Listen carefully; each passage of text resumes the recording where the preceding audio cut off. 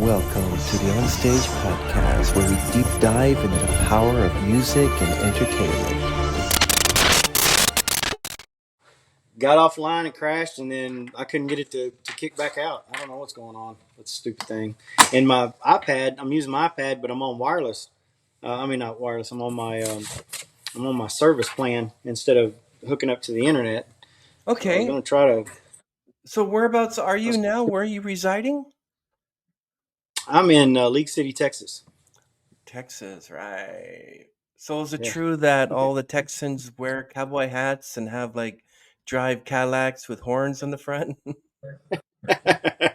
No, that's kind of a stereotype about Texans. We're kind of we're I mean we're we're all cowboy. Well, not all of us, but we got some cowboys down here. We ride horses. A lot of us wear cowboy hats, cowboy boots. I know I do. I don't have a car with horns on the front though. Like Boss Hog? Yeah, right. Yeah. They're kind of Dukes of Hazzard. I think that's a Tennessee thing. Yeah, I had a country artist on once and I wore a cowboy hat just for them, so. Yeah. So Nice. Yeah, I didn't wear my cowboy hat today. I'm wearing but yeah, you have that, so I decided why not just wear this hat.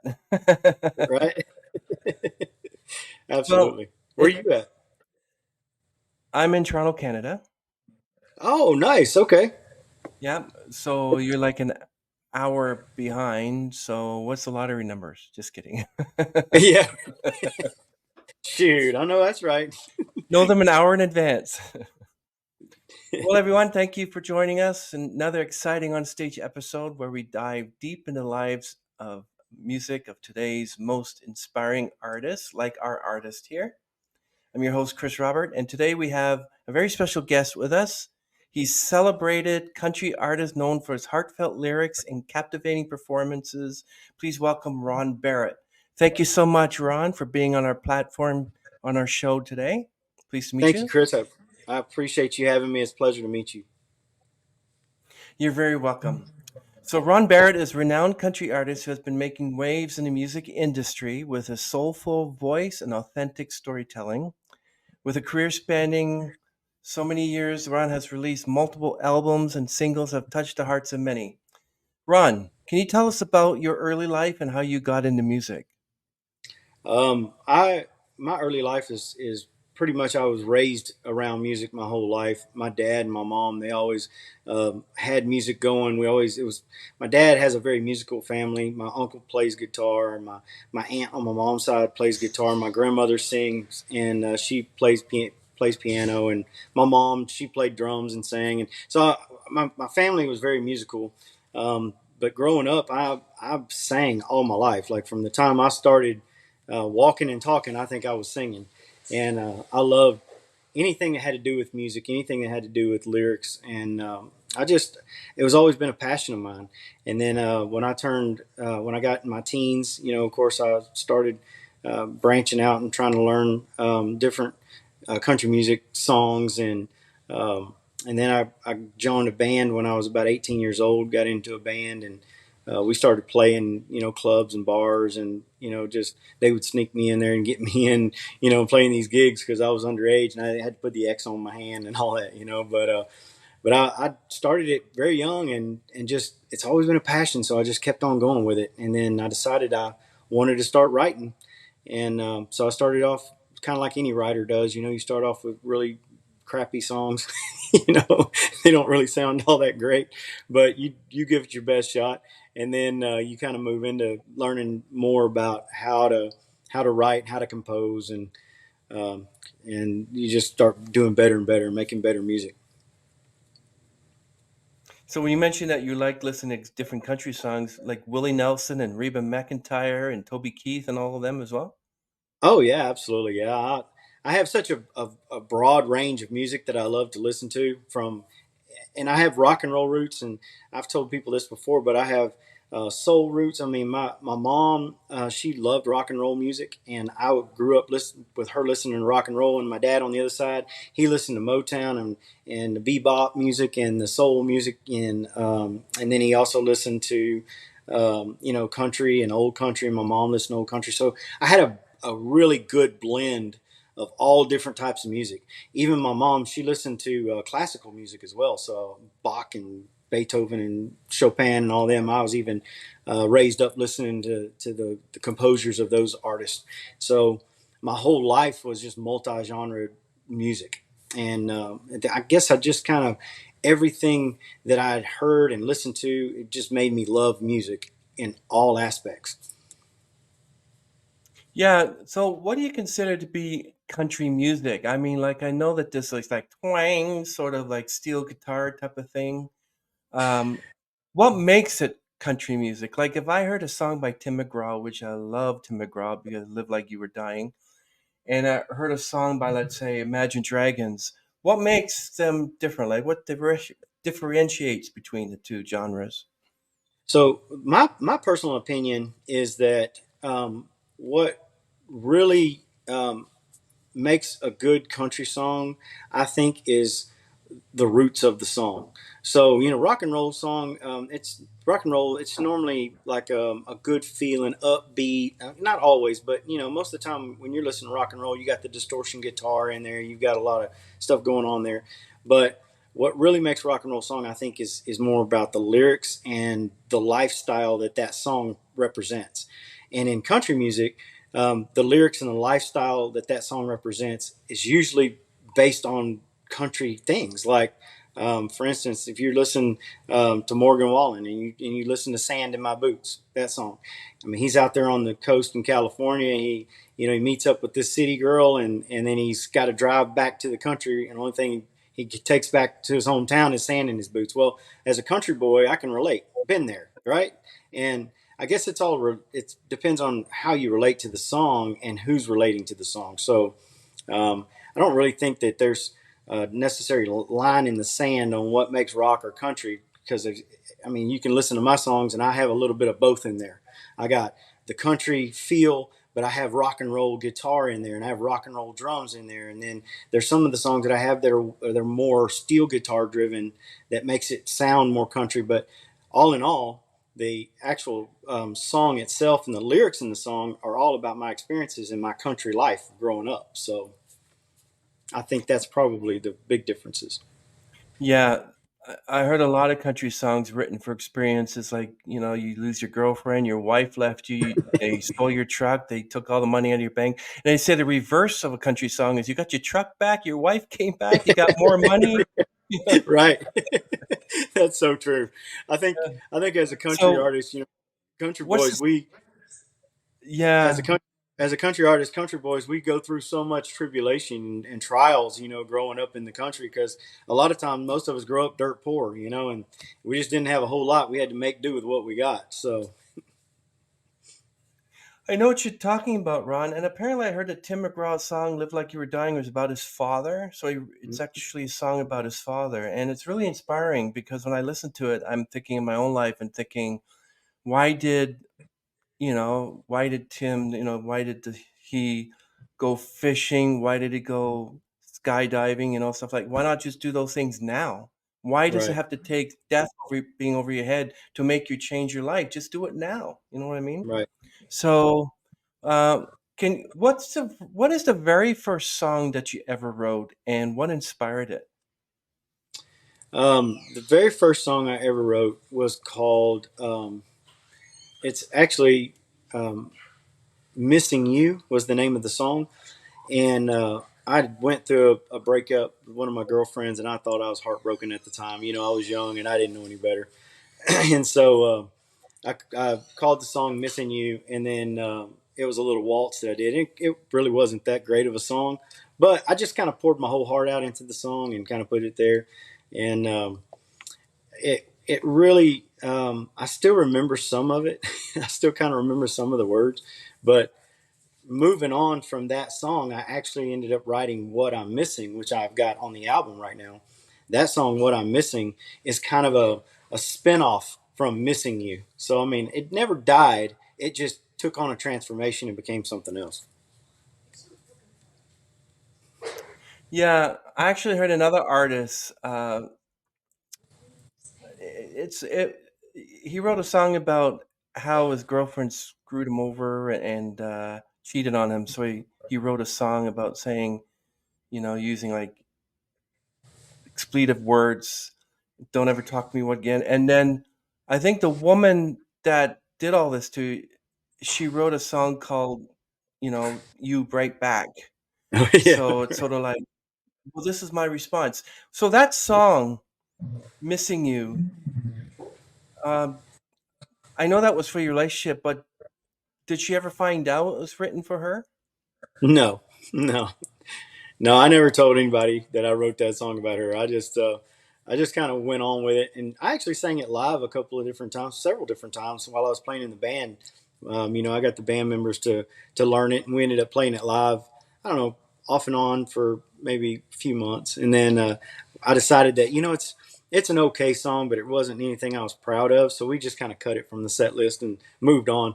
And then like I said, I took it and spun off of that song into What I'm Missing. So that one actually made a pretty good impact. That one everybody really liked a lot, and so I ended up just keeping on playing that one. But no, I would Yeah, never tell them that it was about them. I always, yeah, I always wonder that.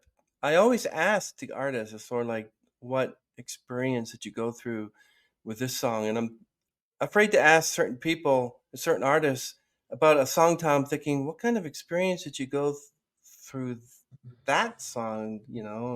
So what can you explain to me, what's the story behind "Sunshine Through the Rain"? Oh yeah, that's a song that's dear to my heart. I actually wrote that one for my wife. That and she's so I was going through a really tough time in my life when I met her, and I was in that time period in my life when it was dark days and cloudy storms were always hitting me from left and right. I had just rainy days every day. Seemed like it was always gloom and doom on every day of my life, and then all of a sudden I met her, and when I did, it was just exactly what the song says. She was the sunshine through the rain. I mean, the rain was still coming down, but when meeting her, the rays of sunshine. I don't know if you've ever been. What gave me the idea for that is I was in Tennessee, and it was raining that day, but the sun was out and it was super bright. The sun was shining so bright, but it was just raining, just constant rain. And I thought, you know what? That is exactly my life when I met my wife. It was raining that day, but she was just that sunshine that drove all those dark clouds away. And I had rain in the day, but still the sunshine was there. And so, it clicked, and I was like, oh my, yeah, she's my sunshine through the rain. Is is that how you would consider to be part of your creative process when writing new music? First of all, about your wife, and then you're outside and it's sunny but it's raining. What other components of a song would you consider in writing music? So there's a lot of different aspects that take place when I'm writing. Sometimes I'm sleeping and I dream of a song Oh, that I'm singing in my dream, or wow. there's times and I'll wake up and start writing the song right there. And then there's other times when like that happens. I'm out doing something and then I'll just get this thought. It pops in my head, just a simple thought. And I'll write it down and say, hey, that's a good lyric, or that's a good um, idea for a song, or man, I can relate to this situation. I think I'm going to Wow. do a song. Inspiration comes from so many different places. Like one time I got inspiration from a t-shirt, and I wrote a song, and just stuff like that. You never know when it's going to hit you. You're just kind of living life, and those little things pop in your head, and then you're like, wow, man, this is going to be a great song. I got to write this down. Well, my friend, I hate to ask you the experience behind Dead Man Walking. Oh man, yeah. Yeah, that's a tough one. So that's every song that I write is my heart on paper. And I was going through a really tough time at that point in my life with the person that I was with. She was very Mm, closed off, and I was opening up to her and trying to give my all, but it felt like she was holding back, and so mhm. it wasn't a give and take relationship. I was doing all the giving and she was doing all the taking, and so it's pretty much based around those feelings of waking up, and she wasn't even in the room when I woke up. She was in the, another room, on her phone. And so, and then I felt like I was all alone, but at the same time I didn't want to be alone. I liked having the company of her being around, and I didn't want to be by myself. But at the same time, I felt like I was single anyway, more or less. And I was like, I'm just a dead man walking. Inside, I'm dead. Outside, I look like a man of steel. Outside, I'm hard and I'm strong and I'm tough because I'm a man, right? But inside, everything's just all wrong, and I'm just being torn apart. And so yeah, it was a tough situation, tough time in my life, and that song, it literally depicts everything I was feeling in those moments.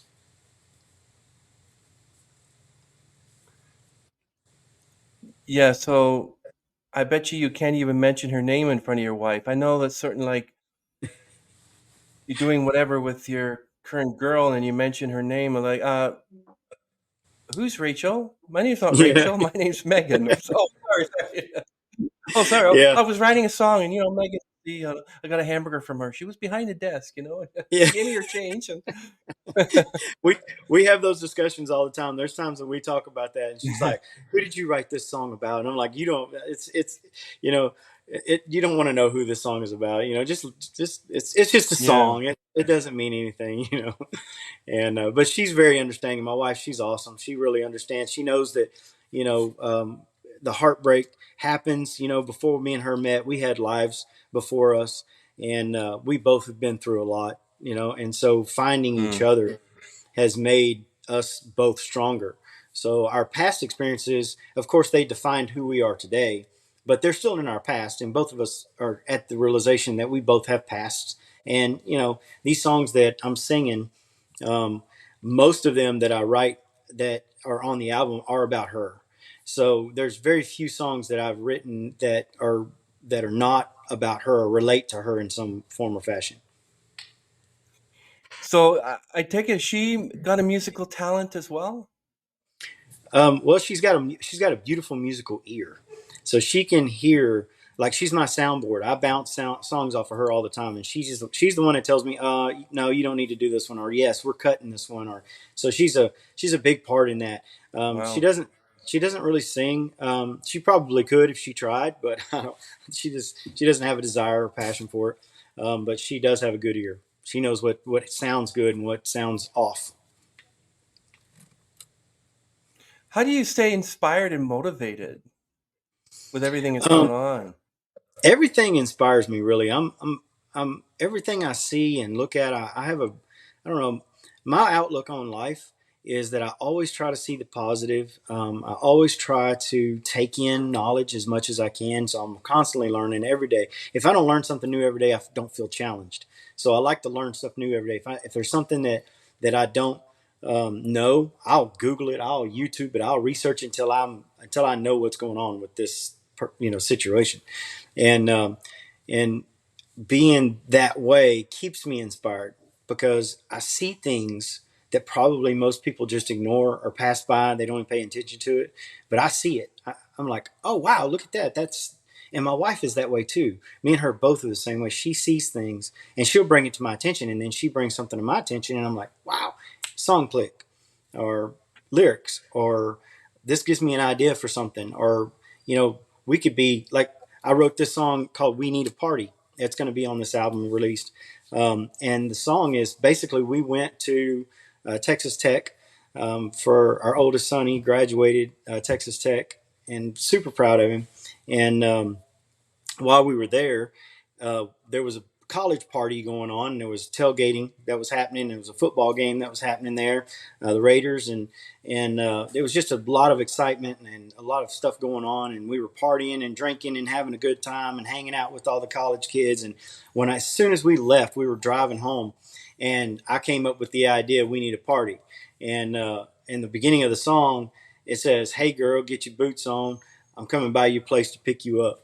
Make sure you're wearing our jersey.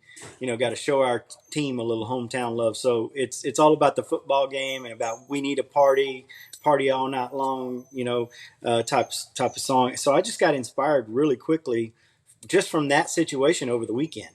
So when my life is happening, I'm constantly writing and coming up with ideas. Yeah. You ever written anything about a tragedy? For instance, well, we have a Canadian country singer named Dave Carroll. So he's from a group, Dave Carroll and the Sons of Thunder. Oh, okay. And sorry, Dave Carroll and the Sons of Maxwell. So what happened is that he took his guitar on the United Airlines and they lost it. And when he got it returned, it was broken. So he wrote a Oh. song called United Breaks Guitars about his experience about them losing the guitars. And United Airlines was so like they wanted to sue him or something, but they reimbursed him or whatever. You ever done that? Like written a song about a tragedy in your life, I not have. just a broken heart, something Yeah. else. Yeah. Yes.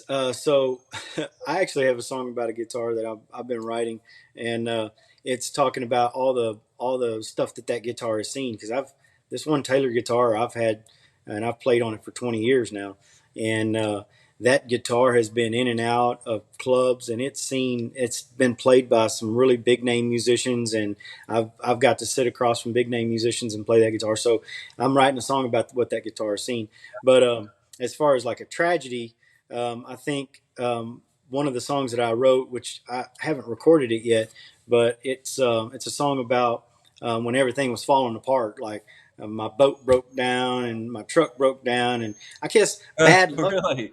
Yeah, Wow. bad luck is kind of one of those songs. I don't know if you've heard Bad Luck or not, but it's on this album. It's kind of one of those songs as Yeah. well. Yeah, Oh wow. that song is about I was fighting all night with my ex, that she's my ex now. I was fighting all night with her. I went to work, I was late for work, got fired, went to drive home, my truck broke down on the side of the road. So I got out, started walking, and the first little place I came to was this little bar on the right hand side of the road. I walked in there and just ended up drinking all day long. So ended up staying there till I closed the bar down that night. My buddy showed up. We all started drinking and went to his house, passed out. I mean, it's just that whole song is about the bad luck that was going on in my life, the tragedy. So Well, now you can write one called "Good Luck," where your car broke down on the side of the road, and the president picked you up, yeah, and then took you to a bar, and then offered you a job, and you both had like. yeah, So there's good stuff there. yeah. I need to do that. um, yeah. How do you connect with your fans through your music, whether it's online or it's during your live performances? I do live performances, and I try to. We're going to start doing live videos where we're streaming live. I'm going to try to do it at least once every couple of weeks, if not once a week. That's something we're putting in the project scope right now. So that's going to start happening. We connect with them on TikTok, so I respond on TikTok, Facebook. I try to be very responsive. Anytime anybody comments, I'm always commenting back. I want to make sure that I keep real close connection with all my fans, because they literally they're the ones that I owe everything to, right? Because without them, you don't have any kind of career. And so I love my fans to death, and I really appreciate all of them that follow me and and they are always commenting and always out there and very progressive about being part of Ron Barrett music. And I just love that. And so I always try to give back.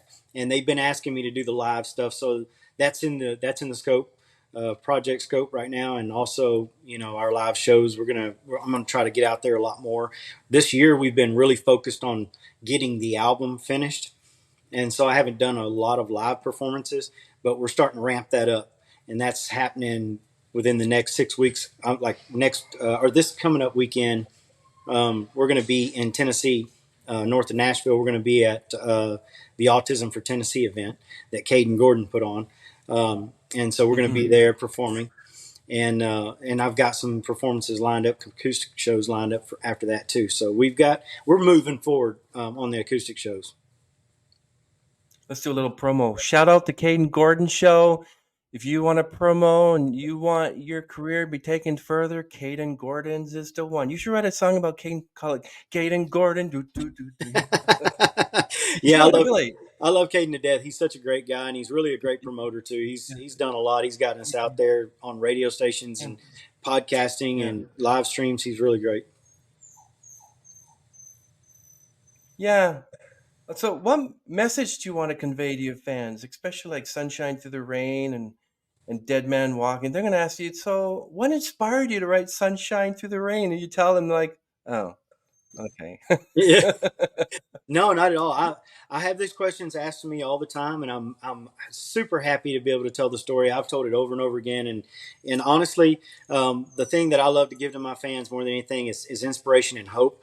So I was very sick at one point. I actually had to quit singing for a little over 7 years. I had to quit singing. Actually, over the span of 10 years, I think is when I kind of weeded off of it for the first few, and then I just quit altogether.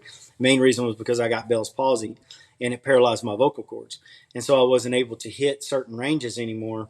Um, and so I try to give an inspirational message every time I talk, and it's basically don't give up, don't ever back down, um, don't ever let anybody hold you back because you create your own destiny in life. And you are the one that decides whether you're going to give up or whether you're going to keep moving forward. And as long as you always have that keep moving forward mentality, nothing will ever hold you back and you'll always succeed and achieve your goals no matter what they are. Yeah, I wish I knew you like 15, 20 years ago. I was dating a girl. I won't give her name in case she's watching this.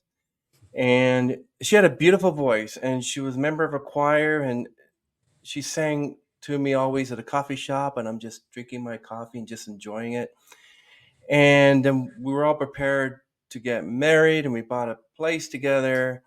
And one day she showed up and she heard me singing, and she said, "Don't give up your day job." Oh, wow. And I'm a singer, I'm a vocalist, I was a tenor. And I didn't sing for 10 years because of that until I met someone else who was a flutist. She loved my voice, and I got into a men's group, and we started traveling and singing gospel songs, and I did a lot of solos all because of her. But for 10 years, because that one girl said, "Don't give up a day job," I stopped singing completely. I know I shouldn't have let it bother me, but after hearing what you said, I wish I'd taken those words and just gone with them. Said Ron Barrett, who I won't know for 20 years, said, and it would have worked. But yeah, for 10 years I didn't sing because that really made me angry. And Yeah, I supported her music, I supported her singing, everything. But when I sang, she just said, "No, don't do it." I'm like, really? So anyway, enough of her. that's She's long gone. that's horrible. So I hate to do you hear think? that because honestly, every person that has a dream in life, you should never have anybody tell you Mhm. that you can't. Because and if they do tell you you can't, make that your inspiration to prove them wrong. That's one of the things that I've always done. If I've ever heard, which you have a lot of keyboard warriors out there, you have a lot of people that will try to hold you back or put you down, or and I Mhm. understand that, and I get that everybody has a different ear. Not everybody's going to like my music. Not everybody's going to like me, and I understand that. I take that in as constructive criticism, and I try to make myself better because of it. But I never take what they say and let it discourage me. I always take what they say and I build off of it. And I put that in my little bank of, well, okay, these people may not like me, but that's okay because these people do like me. And, Sawyer Brown had a song back in the day in the 90s. Some girls don't like me, but then some girls do, right? So it's the same thing in Mhm. all aspects of life. You're going to have those people that just ain't going to like what you do, and that's okay. They have their opinion. I mean, even me personally as an artist, there's some artists that that I don't particularly like to listen to. Now I appreciate their strive and their drive for the music and that what they're doing, but I don't particularly like their style or some maybe the way they sing or maybe their lyrics. But that doesn't mean that I don't that I'm that I'm biased towards them or anything. It just means that that's just not my style, right? But then I have so many other artists that I just absolutely love, and I think they're great. They're great songwriters, great musicians. But then you might find somebody else that disagrees with me on that aspect. They don't like that artist. So you can never let one person tell you that you're no good or that you're not good enough because that one person doesn't really matter. It's what all the people that do love you and do think that you're great, those are the people that you focus on. Those are the ones that matter.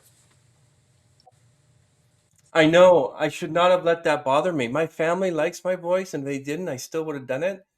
But a girl who you don't know if you really, I should have just dropped that whole thing. But anyway, that's part of my life. You have to embrace and Yeah. move on, right? Yes, sir. So so Ron, do you think your music has evolved over the years? Oh, absolutely. It's still evolving today. even over this last year doing this album, going to the studio, it's even evolved since then. The next album we've cut the final 5 songs for this album. It's going to be released hopefully by the end of this month, first of next month. That's what we're hoping for right now.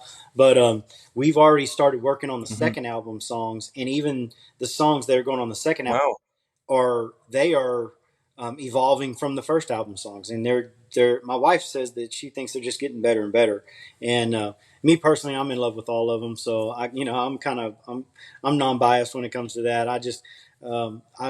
Every one of them has a personal attachment to me in some form or fashion. Um, so I don't really hear the differences, but she does as an outside soundboard for me. She hears the differences, and they're evolving even more and more, even as we speak. Yeah. How okay, going back to my story then.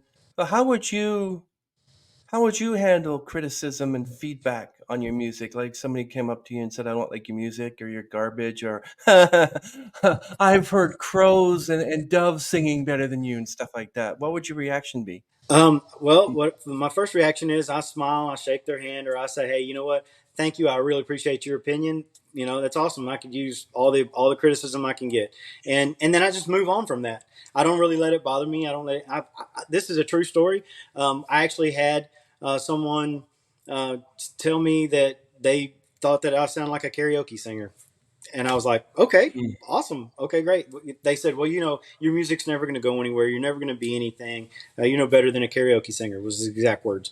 And I was like, it was, keyboard warriors. And I just said, well, thank you. I appreciate your opinion. And that's it. Just leave it at that. Because the truth of the matter is, I don't really, it's not that I don't care what they say. I'm like a water on a duck's back. I just let that stuff flow off of me and I move on because I know the struggles and the battles that I've had to fight with my vocals. It took me almost 10 years to get my Hmm. vocals back, and it was a long, hard process. Wow. And I know I'm not the best singer out there. I know I'm not the greatest guy out there. I'm just doing what I love to do. And if the people like it, that the stuff that if they like what I'm doing, then that's amazing and I love them for it. And if they don't like it, that's their opinion. And I love them for it too. Thank you. I appreciate you taking a listen. And if you don't like it, then that's fine. It's not a big deal. I just try to be the best person, best version of myself at all times. Yeah, I knew a couple of tenors actually. One had COVID, and it bothered his voice to the point he thought he'd never get his vocals back. And then some woman had prayed for him and he got his vocals back. So that's a miracle right there. Absolutely. But there are others, like for instance, sad to say that my favorite singer, Linda Ronstadt, she was a beautiful, beautiful singer, and then suddenly she got Parkinson's, Yeah. and she can no longer sing, and that's too bad because I mean you hear her speak, and it's like she can never sing again. I don't like that. It's kind of sad when you had the most golden voice. Same with Johnny Ray, was a Mm-hmm. singer from the 50s. Yeah. And to get your voice back after 10 years, that was quite a miracle right there. Because look what you're doing. You're singing songs like Sunshine Through the Rain, What I'm Missing, Dead Man Walking, Bad Luck, all these wonderful songs. You also have a beautiful song called I Hate This Town and Wild Like Whiskey. I don't want to know the experience behind the whiskey song, but anyway, uh, don't tell me. Yeah. So what? So when you're performing live, what are some of the favorite songs to perform? Like for instance, you have a set list, like an opener and a closer. Oh yeah. Songs that I didn't write. I love doing like rock and roll, southern rock and roll. So I'm a real rock and roll guy too. I love rock and roll music. I love Motown. I love all that music, and so Southern rock and roll has a special place in my heart. So we do some Skinner. We do some Black Crow. Skinner. Wow. Yes, sir. We do some Black Crows. Really? Oh yeah. Some some Wow. some Aaron Lewis Stained. We do some Stained songs. So we have opening songs that we'll do just to get out there. We also do some Oh, country like Montgomery Gentry songs. Long Line of Losers. We do that song. We do. I mean, we have a good set list that we'll play. Music that's not mine that I didn't write. We'll play some songs. We'll throw those in there, sprinkle it wow. in, just to have a good show and everybody has a good time with those things. And I love singing those songs. I'm a fan of those guys, so I'm a huge fan. So yeah, I'm definitely going to support them while I'm up there. Wow, so you do sing cover songs. Yes, sir. Okay, that's great. Hmm. What about that song "Silent," "Sound of Silence" by Simon Garfunkel? I believe Yep, there's that other group that did a cover song of that beautiful, beautiful version. yep. What was the name Disturbed, of that? Disturbed did it. Yeah, Yeah, they did a yeah. beautiful version of it. So yeah. So is that one you've attempted? No, I haven't attempted that song yet. I've thought about it. I've got this sound that I do, and it's really hard for me to do some songs. Like that song has a really high, at the very end of it when he's singing really high. That's really tough to do. I can do all the low parts hands down, no problem, because I have a lower tone. But when you go up to those higher parts, I have a tough time struggling to get up there. So I don't really play that song. Um, I think the highest song that I've attempted to play is Prince, "Purple Rain," and I do it my own style in my own key. So, But singing like cover songs of Black Crows. Wow, oh yeah, Black Crows. yeah, hard to It's handle. amazing. So how do you countryized? So you countryized it, or did you literally play a rock version? No, we do. Oh, I mean, my vocals is I have I have a my vocal style is country, so it sounds like a country song because I sing it country, Wow. but it's really we play it the same way that they play it. The only difference is that's my vocals over the top of the track instead of instead of them guys singing um, and I try to do my best with it. I try not to make it sound too country. I try to keep it in that rock and roll sound, but it ends up sounding more like like the southern rock and roll stuff that you're used to hearing, like the Skinner or Three Dog Night or them guys. Excuse me. Sorry. Listen, I like to hear you do a cover song of one of my favorite David Bowie songs, "Heroes." That's my favorite song. I oh, like to okay, see a country version of it. yeah, Yeah. that'd be a very interesting rendition. I'd like to do that. Yeah. I'm sure you could probably conquer any song if you try, but apart from that, yeah, and going back to "Sound of Silence," people hear "Sound of Silence," and that's a husband talking about his wife. Yeah, I love that song, "Sound of Silence." You should listen to it. Yeah, No, right. just kidding. It's a joke. Um, so tell us about the new album that's coming out. You said you already had songs written for a second album. What's the new album called? Is it called Whiskey Memories. "Sunshine Through the Rain"? Is that the name of this album? No, it's Whiskey Memories. Oh, okay. And when is that coming out again? We're going to try to release it end of August or 1st of September. We're in the process of getting the songs mastered. If we can get them back, the final 5 songs mastered, and get them back within 2 weeks of the end of the month, then we'll release it the end of August. If not, it'll be probably 1st of September, mid-September, something like that. So right now we're in that mastering process for those songs, and once that's done, then we're gonna go ahead and get it out there to everybody. Who would be your what would be a dream come true, your collaborator? Who would you want to collaborate with? That would be a dream come true for you. Probably.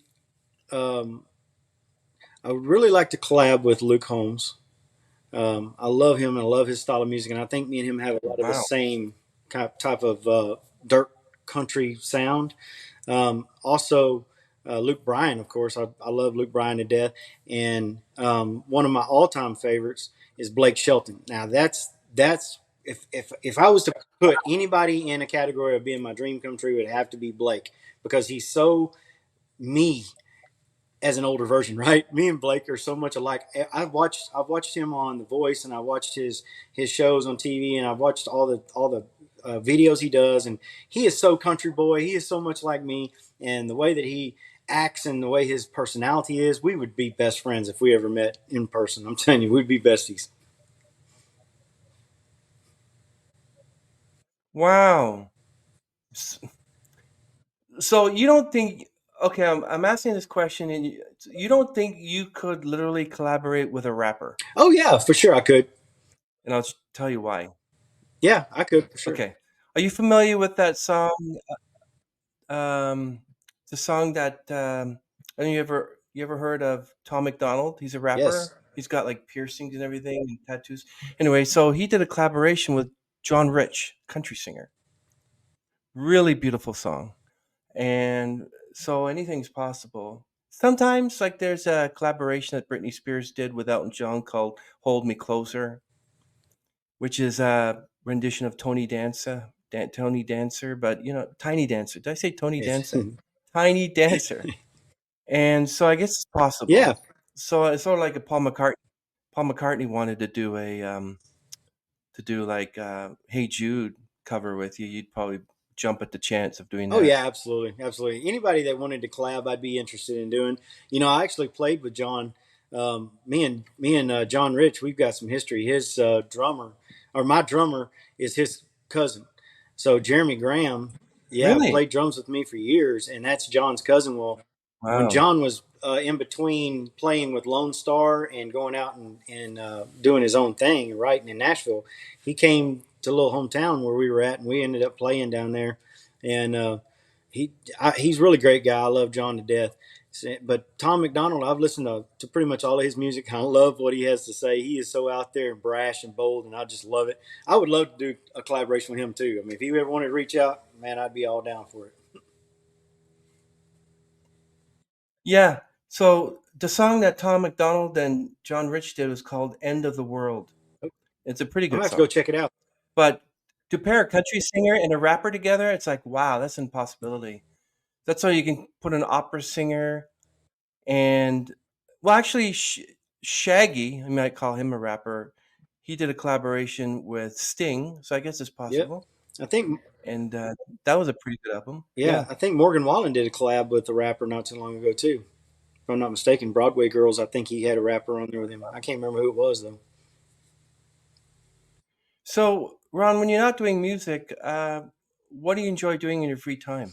Hanging out with my family, watching movies, going to the pool, swimming. We like going to Hawaii and just hanging out on the beach and Nice. the mountains. I'm a mountain boy, and my wife is a beach girl. So when you take us to Hawaii, I have the best of both worlds because I get my mountains and she gets the beach, and we get to do both. So so that's we just love to travel. We love to see the world. We love to do all those things with family time. So that's absolutely my number one thing to do, other than playing music.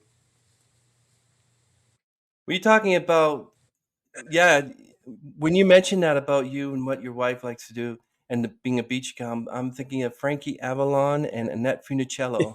There you go.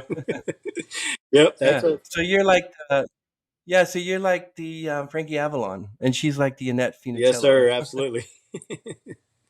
So that's interesting. So okay, so when you're doing a live performance, how do you prepare for it? Like you have to get your vocals, you have to drink something. How do you do that? So normally, I don't eat anything before I sing. I never eat. Um, and then a lot of times I'll maybe do some cough drops. I'll take some cough drops and I'll suck on them a little bit to kind of warm my vocals up. And Yeah.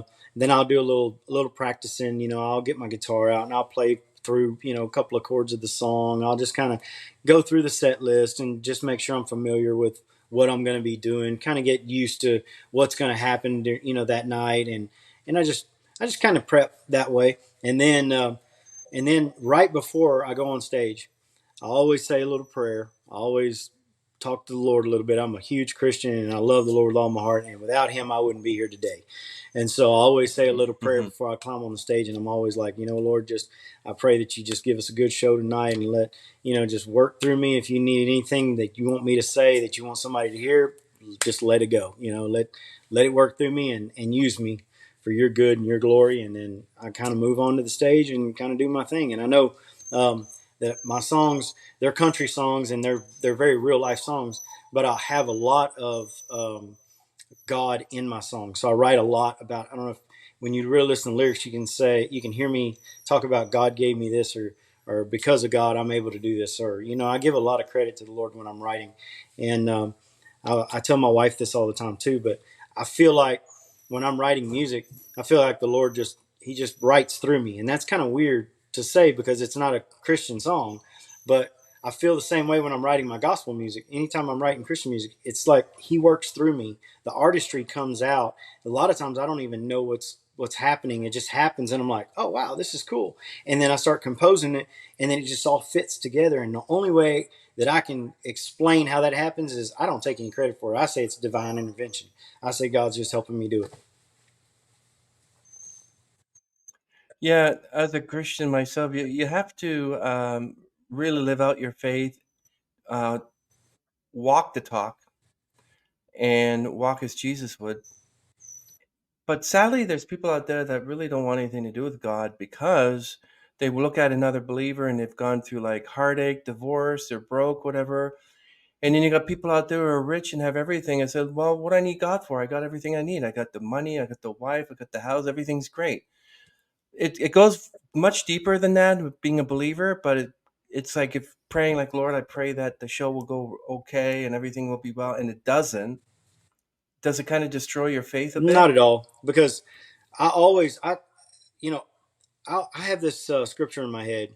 It's in Romans. It says, "All things work together for the good to them that love God, to them that are called according to His purpose." So in my beliefs, Yeah, whatever happens, it's for my own good. If I have a bad show, it's because I needed to learn something, and that's the way I look at it. There's something I'm learning here. I'm learning a lesson. There's things that I'm being taught. There's things that I'm growing because of this experience in some form or fashion.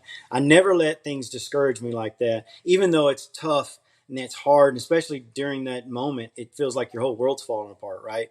But I just always keep the mindset that tomorrow's a brighter day, and we always have the next show to be better, or do change something, or make it happen in a better way. So I don't ever let anything discourage me like that. I always use it as a learning curve. And I definitely don't blame God for it, because He's the reason that I'm here. He's the reason I'm able to do that, able to do the dreams and the things that I love to do. So I would never cast blame on Him for that, you know. And I mean, here's the thing too.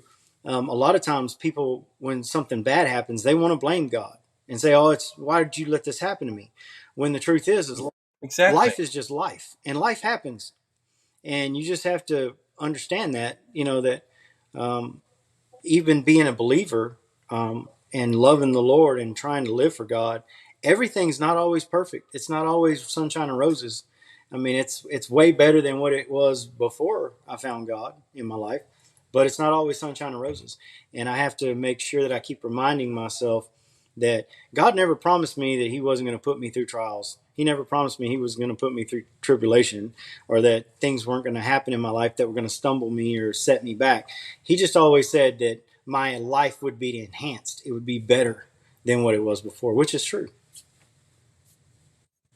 Yeah, I remember back in college, I was about to leave to go home and I was singing to the Lord, whatever, smiling. And one of the instructors says, why are you so happy? So I told him, Jesus Yeah. Christ. So hopefully that affected him, because after that I never saw him again. So I hope that he thought of that. Oh, Jesus Christ. Yes. I hope so. You never know until Judgment Day when God will tell you, listen, you know that track you left in the phone Yeah. booth? Or remember when you spoke to that lady or that guy about this and that? Look, they're with you now. You know what I Yep. mean? But you don't know that until then, right? Yep. So, what do you think is most rewarding part of your musical journey? I think I would have to say that it's how it's affecting other people. So the most rewarding part is when I see how I'm helping someone to get over something, whether it's a breakup, whether it's, you know, they felt like me, like Dead Man Walking, and they see that, hey, hold on, because now look at my life now. You know, I've got this beautiful wife, and she's amazing, and we're so compatible, and we have so much fun together. You know, you can get past those dark times in your life, because you're going to have those sunshine that's going to happen through the rain. You're going to have those times in your life. Just hold on. And being able to help people, and I get this all the time where they comment back, they're like, oh my God, I love this so much. You touched my soul when you sang this song, or you were really reading my mail, right? You know exactly how I was feeling. How did you know that you're writing my life on paper? When I get those responses back, that right there, it tells me that I'm actually able to help someone with my music. And I know for me personally, when I was ever down and distraught, you know, I could turn on my radio and I could hear some AC/DC Thunderstruck, and all of a sudden I feel great, right? Or um, Yeah. something would happen and music always brightened my day, or there was somebody and they were always talking to me or preaching to me about their life experiences, and that always helped me in one way or another. So me being able to do that for someone else is so fulfilling and so awesome.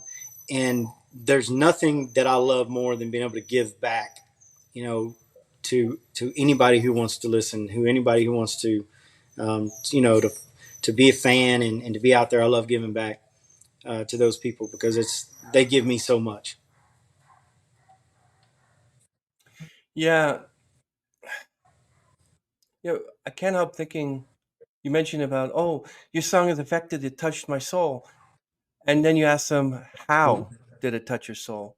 Well, I'm reminded about an artist who asked me when I told them that one of their songs, I don't know if she's going to watch this, whatever, but she's mentioned about one of her songs and why she wrote it and what it meant.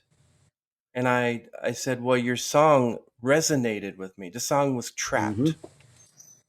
So I said, your song Trapped resonated with me. And she threw me a curveball. She says, how did Trap resonate with you? Then I had to tell her my whole story about stuff. Right. And it was hard. But yeah, so unless someone asks me, then they don't. But you got to expect answers like that. So if somebody says to you, your song touched my soul, whatever, and you ask them, how did it touch your soul? Then they have to tell you. But sometimes it's sort of like, you know, like when my boss says, like when I know that when you say something and your boss will say, so this and that, and you say, oh, don't worry about it. So no, tell me. It's like they want to really get into it. Some of them just say, okay, that's okay. Mhm. I say, no, it's fine. If you know, but yeah. So this is going to be sort of like, I don't want you to feel proud or arrogant or anything, but I'm going to ask you this question. Can you share a moment when you felt particularly proud of your work, like to the point where it gives glory to God as well? So I've written a bunch of songs, and I did a Christian album, which was the first album that I did, and it really went over really well. And it was playing. I had someone call me from a church up in North Minnesota. They called me because they'd heard my music. It had been This was before social media really took off, right? So we just had CDs, and the CD had made its way all the way up there. And the song that I had written was called "My Best Friend," and basically a song saying that Jesus is my best friend. And when they heard it, they called me on the phone, got my number, they hunted me down, got my number, and said, "Look, we love this song so much. We want to put this in our rotation of songs that we sing. We just wanted to make sure that you were okay with that. Could we have your permission?" That Wow. absolutely was the most proudest time of my life of songwriting and doing something like that, because to me um, that represented that what I was writing and what I was doing was really affecting somebody else, and that someone else was going to get to hear those lyrics and they were going to get to listen to that song. Even though I wasn't singing it, I didn't care. That was fine. They were getting a chance to hear my heart on paper halfway across the country from where I was at. And that was such a proud moment for me. And I was so honored and humbled. And I give God the glory for it. He's amazing, and how he works that way. And I'm hoping once this album's done and we get the second album done, I'm hoping that, if my career's taken off enough at that point, I would like to do another gospel album, and I'm going to re-record that song again. I want to put that. I want to take it to the studio and do a really professional recording of that whole album. Well, let me digress here for a moment. Do you think a Christian song has to have either Jesus, God, or anything related to the heavenly realm in it? Can't No, you, somebody, Christian artist, just write a song and sing the song and play the song and have the just know in your heart that it has to do with God? absolutely. You can take any song and you can relate that song to God and how you feel about God. Like even "Sunshine Through the Rain." You could take that song and easily turn that into a Christian song, because God is my sunshine through the rain as well, not just my wife. So, and it had some of my songs are very multi-purposed like that too. You'll hear a lot of that in my songs. I give a lot of myself to to the lyrics of the song, but it's not only about a person. It's also about my love affair, I guess you might call it, with Jesus, because I love the Lord with all my heart, and a lot of that resonates through the music that I write as well. So, and even look at Creed, Arms Wide Open. If you look at those songs like that, you could easily take Arms Wide Open as a Christian song. A lot of people actually thought Creed was a Christian band for the longest time until they came out and said, no, we're not Christian, you know. But for me personally, I listened to the music and I was like, wow, these are great lyrics. And I applied those to being a Christian. Have you heard George Harrison's song "My Sweet Lord"? Yeah. Did that come to your mind that that was about the Yeah, God? I know. I forgot about it. But it's not. It's about the Hindu Yeah, God. it is. And I forgot Yeah, about that yeah. song. But yeah, you could definitely take that and put it towards Jesus too. So you ever heard of the song "Mighty Fortress is Our God"? It goes, "Mighty fortress is our God, a bulwark never faileth thee." Mm-mm, No. I can't say that. Well, everyone loves that song. I love that song. I love a lot of hymns. But when you find out that that used to be a bar tune, so what do you think about taking like there was a "Stairway to Heaven" by Led Zeppelin, Yeah. and someone put Christian lyrics to Yeah. it. Does that kind of does that make sense, or does that not change the spirit of the song? What do you feel about that? I think it's all in the eyes of the beholder, right? So it's all in whoever's listening to the music or listening to the song and how they want to portray that song, or where they want to put it. The great thing about music is you could take a song that someone might hear, this is a breakup song, and someone else might hear this is a love song, and then someone else might hear this is a song about God, or someone else might, and it's all the same exact Yeah, song. It's all in interpretation. It's all in how the individual that perceives the song interprets the song. So for me, you could take whatever Stairway to Heaven, you could take and change the lyrics, or you could literally think about that song as being a Christian song just with the lyrics that they are. It just depends on how you interpret that song and how you want to portray it. And I think that's what's so amazing about music. Everyone has a different perception and a different idea about what the song means, and or hear or what they interpret from the song. I totally agree with you. I totally agree with you. So, what do you think? How do you see your music evolving in the future? I'm absolutely hoping to get. I really like the sound that I have. I'm trying to keep a '90s country sound mixed with a modern age country sound with a little bit of Texas country in there, and I'm trying to keep it as close to that as I can. But I would like for it to evolve into doing some more, like incorporating some R&B styles in there. So I've been looking and playing with the idea right now of doing like some retro beats instead of drum kits. In a few songs that I'm writing, so we're kind of moving in that direction for maybe one or two of the songs, just because we want a multifaceted audience, right? We want to be able to get out there and be able to relate to whoever. Say, for instance, you got a guy that, or not necessarily a guy, but anybody, a person that likes R&B music, and then they listen to my song and they're like, oh, I don't like country. And I've had this happen already, where some people are like, well, this song is too country for me, and then others are like, oh, I love this song because it's really rock and roll sounding, and or they say, oh, I like this song better because it's more country sounding. And I Wow. like that idea. I like the idea of having a broad range so that everybody can have some sort of listening enjoyment to the songs that I'm putting out. And so I definitely want to move into that realm of R&B style as well. So that new pop rock style, I'm trying to get some of that incorporated. No. So yeah, we have a few songs that I'm working on right now that's going to kind of try to incorporate that, and I think that'll go over with like the younger kids and the younger crowds. Amazing. Wow. So, are you tempted to use AI, for instance, doing like a collaboration with like the late great Chris Whitley or Toby Keith, or do you have a desire to use AI in any shape or form? I haven't really even tapped into AI or thought about it at all. I like the organics of being natural, right? I don't really want any kind of computer stuff in my stuff. I want everything that I do to be very flowy. I want it to come from inside here. As far as collaborating with like Toby Keith, man, that would have been that would have been huge. I've always admired him. He's a great songwriter, was a great songwriter, and was a great singer, great artist. I learned a lot from him watching his career and things that he did in his life.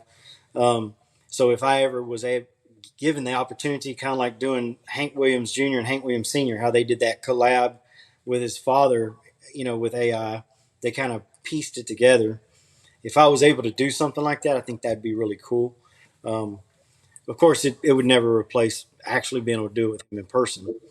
Um, but as far as anything else, as far as AI is concerned, I'm not really, I don't really want to mess with AI too much. I like being organic. So before I ask the closer question, where can people find you and connect with you? So you can find me on all the streaming platforms. We're out there on everything: Deezer, Pandora, Apple Music, Spotify, um, Amazon Music. We're on all of those. And not only that, but we also have Facebook at Ron Barrett Music. You can search us on Facebook. You can find us on Instagram, Ron Barrett Music. We're on TikTok at Ron Barrett Music. Um, Pretty much all the socials. I can't even think of them all right now. They've got us on so many. But also you can find us on my website, which has all of that underneath one little area, and that's ronbarrettmusic.com. And you can find us all the different social medias out there. We're on X and all that stuff too. So So we'll link everything down below in the show notes of this episode. So when people watch this, they'll know where to find you.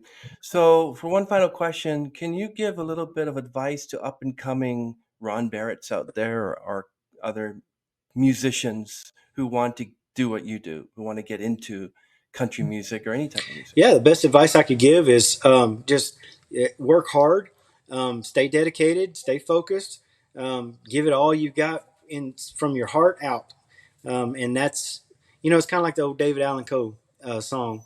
If you want to really do something when you're with your music career, you got to be able to make people cry when you sing. You got to be able to put all your emotions into your music, and don't be afraid to do that. Be vulnerable, because that's what people want. They want vulnerability. They want to see who you are. Now, if you're just out there singing a song because so and so wrote it, you don't really know what that song's about. How are you going to be able to push a relatable song out to somebody if you can't relate yourself? So stay relatable.